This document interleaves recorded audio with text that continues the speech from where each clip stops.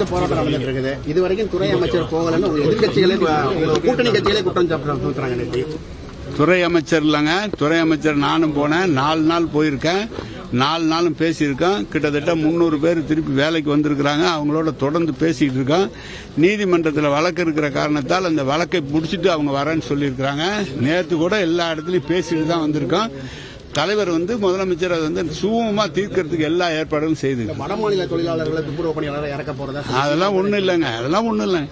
நம்ம மாநில தொழிலாளர்கள் எல்லாம் தொழிலாளர்கள் நம்ம ஆள்கள். அவர்கள் கேட்கிறாங்க, கேட்கிற பிரச்சனை எது முடியுமோ அதை செய்து கொடுத்து குடிக்க சொல்லி முதலமைச்சர் சொல்லியிருக்காங்க. தேர்தல் வாக்குறுதி நிரந்தர பணி தரணும் சொல்லி அதெல்லாம் இல்ல நிரந்தரப்படுத்துறதுக்கெல்லாம் அது முதலமைச்சர் பார்த்து முடிவு எடுக்கணும். நிரந்தரப்படுத்த இப்ப சொன்னார், நேற்று அதிமுக அமைச்சர் சொல்லியிருக்காரு 17,000 பேரை நாங்க நிரந்தரப்படுத்தியிருக்கோம் அப்படின்லாம் சொல்லியிருக்காரு.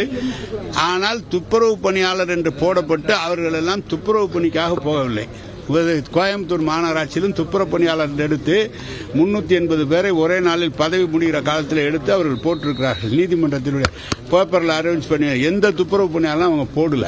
துப்புரவு பணியாளர் என்பது நாடு முழுவதும் பிரச்சனை. அது தலைவர் பார்த்து முடிவெடுப்போம், நாங்கள் பார்த்து முடிவெடுப்போம். இவங்க சொல்றது மாதிரி ஒரே நாளில் செய்யற காரியம் இல்லை, கொஞ்ச நாள் கால அவகாசம் வேண்டும்.